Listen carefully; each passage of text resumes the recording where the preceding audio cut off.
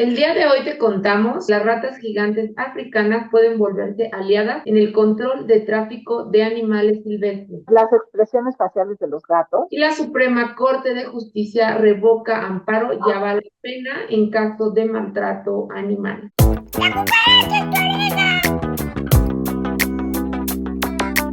Pues bienvenidos a esta emisión de La Cucaracha en tu oreja, un noticiero con las noticias de la semana referentes a animal. Agradecemos su visita como siempre y si les gusta el programa, por favor, apóyennos dando like y compartiendo. Comencemos ahora con las noticias al vuelo. Vamos a hablar en esta ocasión de las ratas gigantes africanas que podrían ayudar a detectar fauna traficada ilegalmente. De la Suprema Corte de Justicia revocó el amparo al asesino de los perros rescatistas Atos y Tango y avala imponer la pena mayor al sujeto que los envenenó. Modifican el Código Civil de la Ciudad de México para avanzar en el reconocimiento de los animales como seres sintientes. En Sonora previenen la violencia hacia los animales desde las aulas. También les contaremos sobre las recientes muertes de ballenas que ponen de relieve los riesgos que supone la creciente pesca de krill en la Antártida. Entonces vamos a comenzar con la sección de exóticos, esta sección que son noticias fuera de México.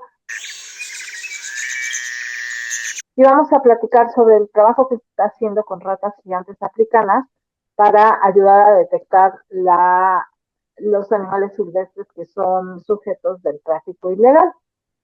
Y sabemos, bueno, que este tráfico y este comercio ilegal de animales silvestres, no solo de animales, también de vegetales, de plantas silvestres, es una de las mayores economías criminales globales y amenaza, además de directamente a cada individuo, pues también a las poblaciones, a las especies, a los hábitats, a la biodiversidad e indirectamente al clima global y a las economías de los países, además de ser un generador de violencia.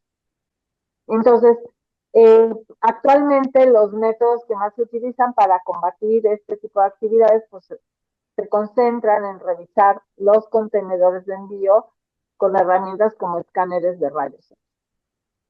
Y actualmente acaba de salir una propuesta de un grupo de investigadores que publicaron en Frontiers in Conservation Science que los animales, como los perros y también las ratas gigantes, pues pueden ser, digamos, adecuados o pueden apoyar para distinguir entre materiales orgánicos a través del olfato y ser menos susceptibles a los métodos de ocultación visual que hacen los traficantes.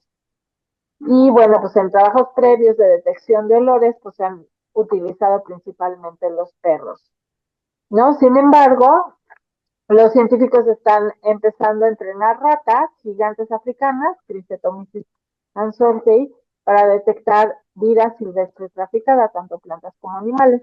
Estas ratas gigantes africanas son roedores que resaltan no solo por su tamaño, sino también porque son inteligentes y tienen habilidades excepcionales.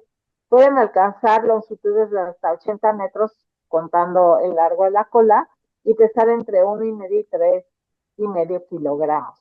¿No? Entonces lo que han estado haciendo, según este artículo, pues son un entrenamiento de 11 ratas dentro de un entorno de laboratorio. Es importante esto, más adelante comentamos por qué, pero para detectar olor de específicamente en este caso escamas de pangolín, una madera dura africana amenazada, cuerno de rinoceronte y colmillos de elefante. Y escogieron estos elementos pues porque son de los más traficados y los que tienen a las poblaciones y a las especies de animales y de plantas pues, de estas especies en peligro de extinción. ¿No? Y además son sujetos de caza furtiva porque están regulados todos ellos. Entonces, en las pruebas, las ratas lograron detectar correctamente el 85, casi el 86% de los objetivos y solo hicieron falsas alarmas en el 1,3% de los casos. Y las ratas demostraron una excelente retención del aprendizaje, manteniendo la capacidad de detectar los olores incluso después de varios meses sin haber estado expuestos a los mismos. Entonces, en este caso, pues su rendimiento fue comparable al de los perros. Sin embargo, los investigadores reconocen que requieren seguir trabajando con ellas para evaluar cómo es que pueden funcionar ellas, no en un contexto de laboratorio, sino en las situaciones en las que tendrían que trabajar oliendo, y si pueden mantener la capacidad de detectar animales o plantas en condiciones menos controladas que no sean de laboratorio. ¿Y qué nos cuentas, Enriqueta, con esta nota, la nota perrona, que es la más relevante o de las más relevantes que tenemos esta semana? Oye, pues, ¿se acuerdan del caso de Atos y Tango, estos perritos de rescate de la Cruz Roja de Querétaro que fueron envenenados en el 2001? Bueno, de hecho les pusieron el vecino de Atos, Tango y de Balam, que eran estos perritos rescatistas, le pusieron salchichas envenenadas ahí en los condominios donde ellos vivían y lamentablemente Atos y Tango murieron, Balam sobrevivió. Sin embargo, pues bueno, o más bien esto se llevó a denunciar y el procedimiento, bueno, en el estado de Querétaro se emitió una sentencia en el que este señor de nombre Benjamín N., que fue el que envenenó a los perritos, el que les puso la salchicha, se convierte, pues bueno, ya en Querétaro en el primer condenado en este tipo de conductas en materia En, penal 2021, ¿verdad? en el 2021, ajá. Este señor apeló la sentencia que fue confirmada y posteriormente tramitó un amparo directo que le concedió, pues bueno, que se le fue concedido. Sin embargo, el dueño de los perritos, de Atos y de Tango, recurrió también ese amparo y finalmente la Corte determinó, la primera sala de la Suprema Corte de Justicia de la Nación revocó el amparo, pero hay un recurso más de ahí de revisión que promueve el dueño de Atos y de Tango. Y entonces, pues la sentencia ahora de la primera sala dice que, pues, que los animales sí, bueno, que es un agravante, ¿no? Que se debe de tomar en cuenta el agravante con el que fueron llevadas a cabo estas conductas, es decir, que los animalitos pues sufrieron, que hubo pues este tipo de crueldad en donde no solamente estos métodos no solamente causan dolor y sufrimiento, sino también es un tema psicológico toda esta muerte y todo lo que ello implica por el envenenamiento. Entonces, la sala aprobó este proyecto en donde concluye que debe de haber esta pena mayor en los delitos cometidos en contra de animales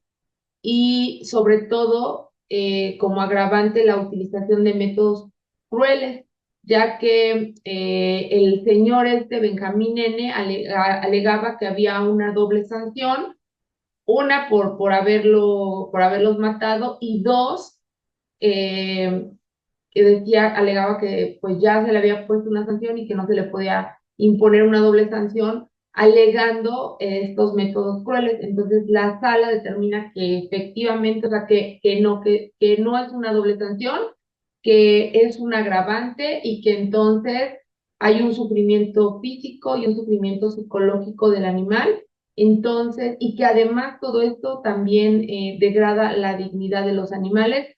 Por lo tanto, pues bueno, se regresa esta sentencia para que se dicte una nueva y entonces sea condenado tomando en consideración estas agravantes, ¿no? Y pues ahora vamos a platicar de gatos y de sus expresiones faciales. Sin embargo, hay un estudio que se publicó este mes en Behavioral Processes donde los investigadores que lo llevaron a cabo encontraron que había 276 expresiones faciales diferentes en los felinos domésticos y que son utilizadas para comunicar intenciones tanto hostiles como amigables y todo lo que puede existir en medio de esto, ¿no? Y lo que es importante también es que es probable, o ellos especulan que puede ser que los humanos hayamos influido en que se desarrollara todo esto a partir de que comenzaron a asociarse los gatos a las poblaciones humanas hace aproximadamente unos 10.000 años. Y mucha gente pues cree que los gatos son no sociables, ¿no? Sin embargo, las expresiones faciales que se describen en este estudio sugieren todo lo contrario, ¿no? Hay mucho que sucede entre los gatos que nosotros no somos capaces de darnos cuenta o que ni siquiera le prestamos atención. Entonces, si bien los gatos sí pueden ser solitarios, se considera que su conducta social es flexible. Y entonces muchas veces pueden establecer asociaciones amistosas con otros gatos.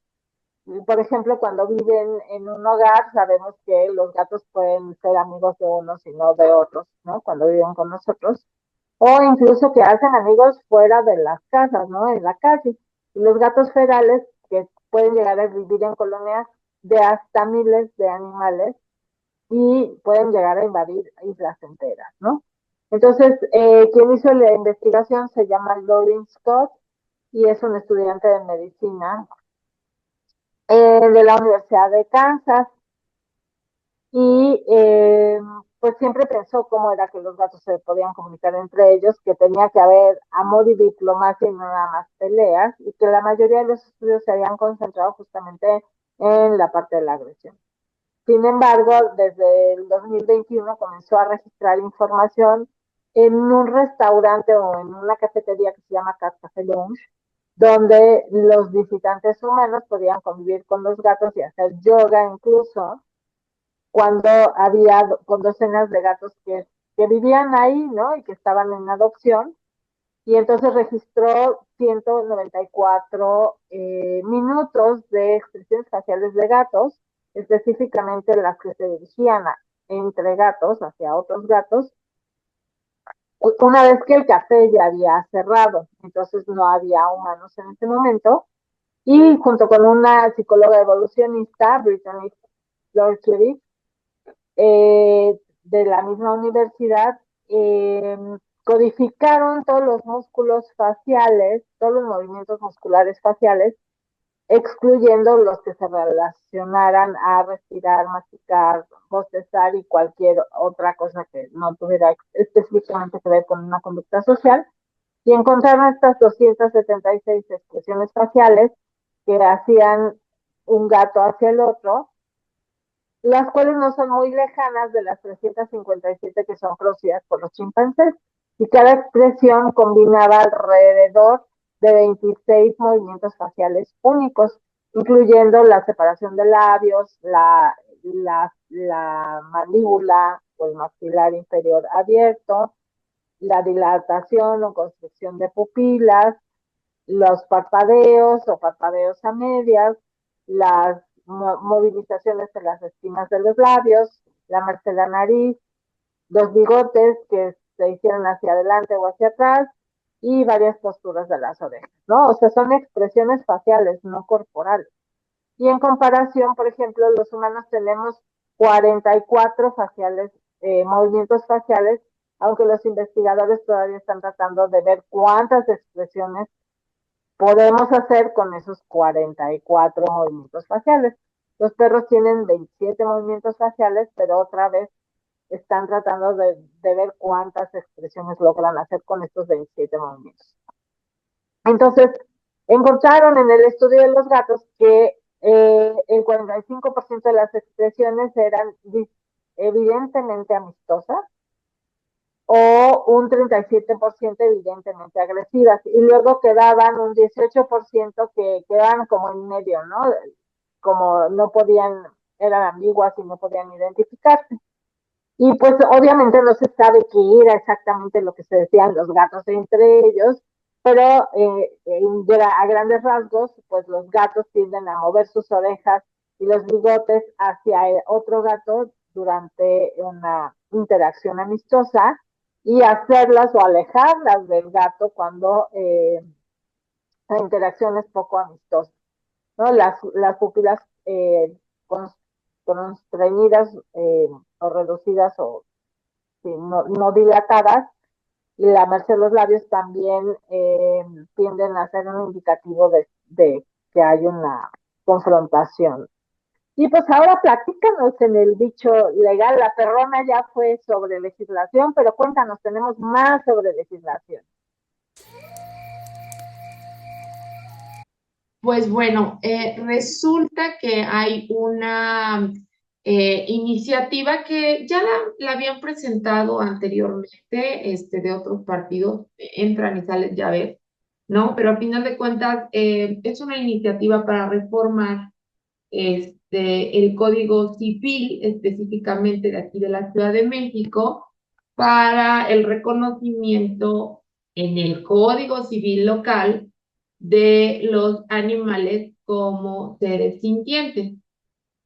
Mira, a mí me parece, siempre lo he dicho, desde hace muchos, muchos, muchos años, que independientemente de lo que, o sea, de los que piensen los futbolistas, o que mucha gente cree que porque no está en el Código Civil, y que porque el Código Civil, que es un Código Civil de antaño, de 1930 y tantos, aquí sobre todo el de la Ciudad de México, todos son viejos, que porque el Código Civil señala por ahí o divide a los animales, los considera como bienes muebles o inmuebles en algún momento determinado, que son considerados como cosas. Y ya hemos dicho por más, muchas, muchas, muchas veces, que las leyes especiales han rebasado, ¿no? En demasía lo que es el Código Civil. El Código Civil no rige a los animales.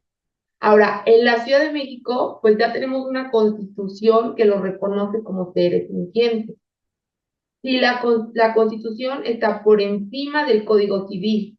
Entonces, si hay una constitución que reconoce a los animales como seres sintientes y además hay leyes federales y además hay leyes locales que te dicen cuáles son tus deberes con los animales frente a estos deberes, frente a estas obligaciones que imponen las leyes especiales a los humanos, hay derechos de los animales.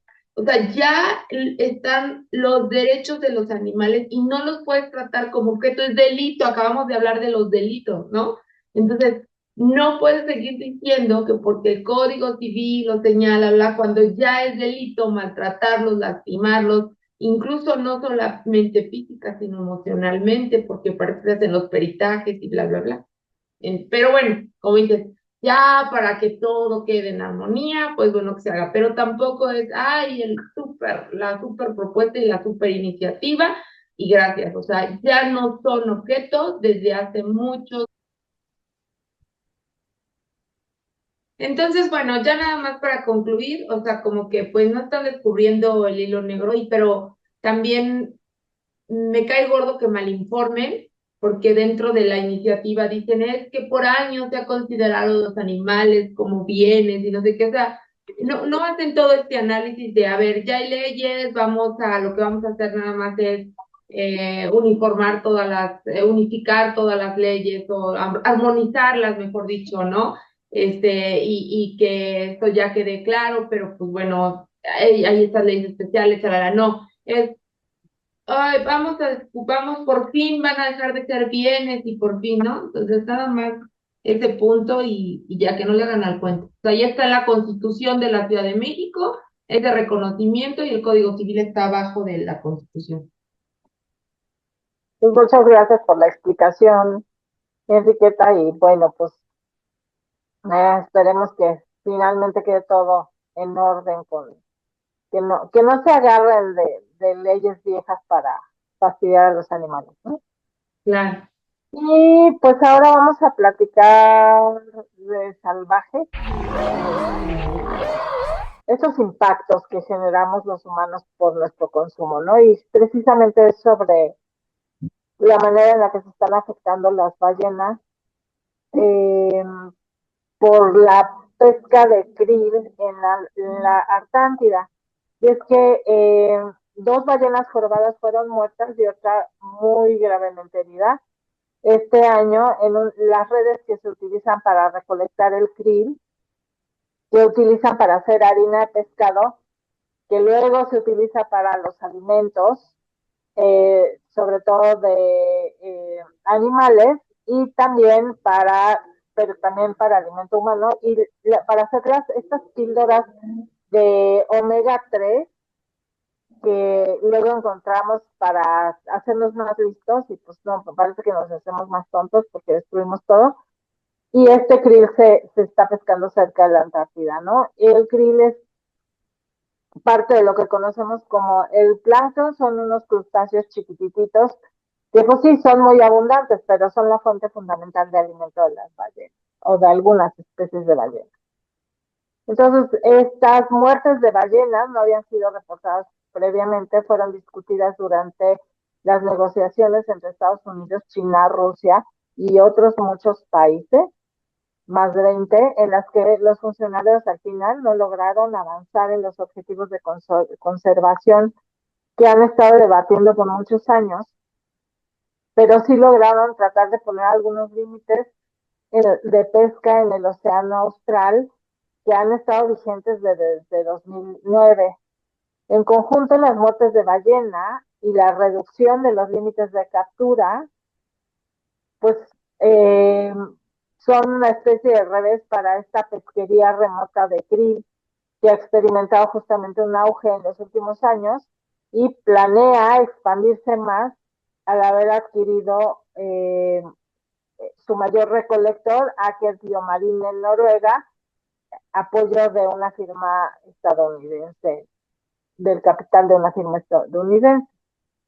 El año pasado, periodistas de Associated Press eh, estuvieron más de 2 semanas en aguas de la Antártida a bordo de un barco de conservación operado por Sea Shepherd Global para observar de cerca y de forma pues como más específica y que, a la que pocas personas tienen acceso, la pesquería más austral del mundo, ¿no? Como es que ocurre en la parte pues, más austral. Con parte de esta investigación, la Associated Press vio cómo el krill viaja desde, bueno, qué es lo que sucede con el krill desde este ecosistema austral, donde es el principal alimento de las ballenas, hasta las granjas de salmón de Europa, Canadá y Australia, ¿no? Que una vez que lo convierten en harina y en alimento del salmón, como llega también para los alimentos para los fabricantes de alimentos para mascotas en China, e incluso a una antigua fábrica de helados en Houston que produce el 80% del aceite de krill rico en nutrientes en el mundo, ¿no? Entonces, dado los acuerdos de conservación que se hicieron hace casi 2 décadas, la captura de krill pues, se ha disparado 104.728 toneladas métricas en 2007 a 424.203 toneladas métricas en 2023. Y después de estos primeros enredos registrados de 4 ballenas jorobadas en 2021 en los barcos de Aker Biomarine en 2022, pues esta compañía trató de rediseñar sus redes de pesca, que generalmente aspiran hasta 500 toneladas métricas de krill por día, que sería la dieta diaria equivalente a unas 150 ballenas jorobadas. Entonces, la verdad es que la noticia es horrenda. Y bueno, ya para cerrar el programa, pues vamos a la sección de la madriguera. Estas noticias para llorar o reír.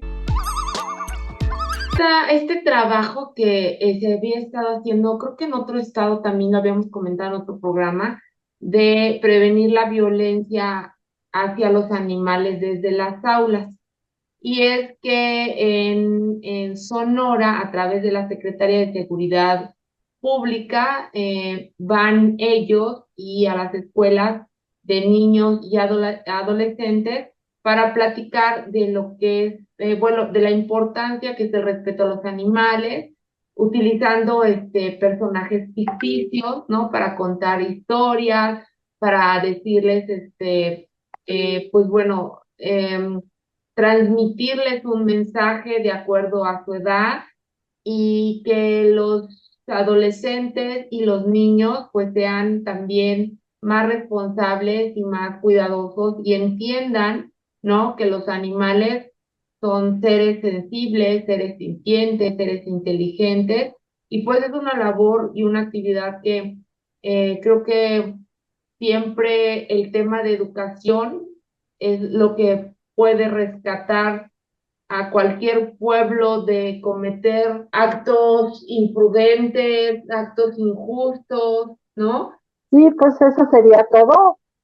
Les agradecemos que nos hayan acompañado y pues que tengan una linda semana. Si les gustaron las notas, denle like. Si tienen comentarios, por favor, pónganlos y compartan.